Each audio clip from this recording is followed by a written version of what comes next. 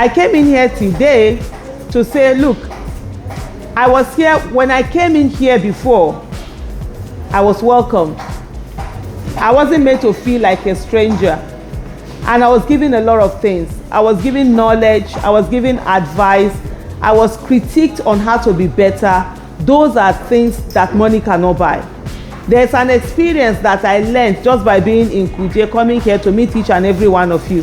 I've heard a lot of people do tell me that I've not been in politics, for a long time. I've been an activist and all of that.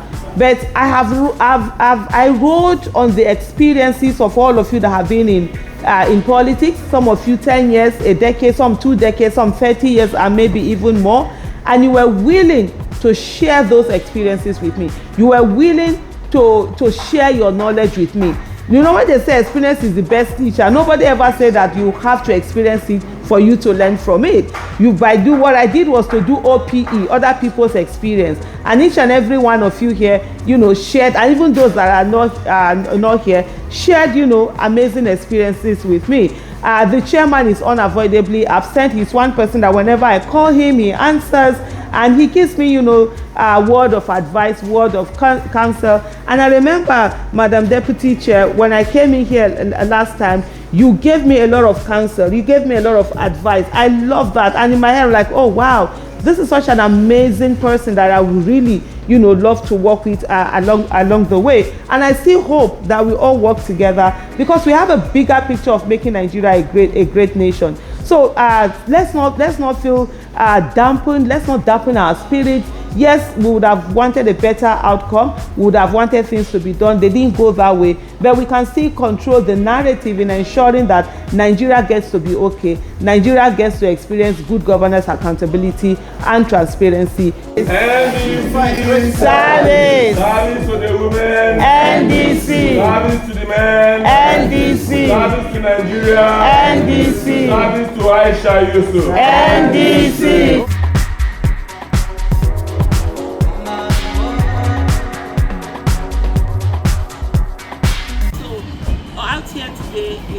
To everyone, thank you. And as we go on, let's remember that it's not about today, it's not about what we do now, it's about the future, it's about your grandchildren, one thing or the other having to affect them. There are people, I see people who cry today about kidnappings happening, and I wonder if only we had all given our voices when kidnapping started in Nigeria, it will not be a thing that has become a normal thing that we do today.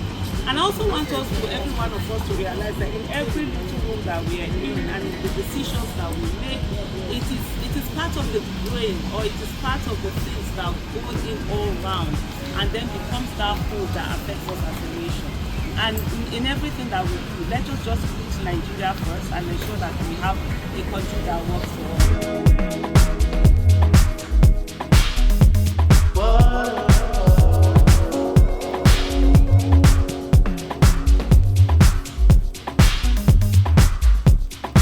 I've always said to people, in active politics, I've not been long in it, and I know a lot of people who have said to me, oh, you are an activist, you're not a politician. Some have said to me, they spent 30 years doing, because I always say to them, if I have experience of watching, for 30 years watching politicians fail Nigeria. So experience is experience. But anyway, when they tell me they have, those years, but I must say to every one of you that I was able to ride on your experience.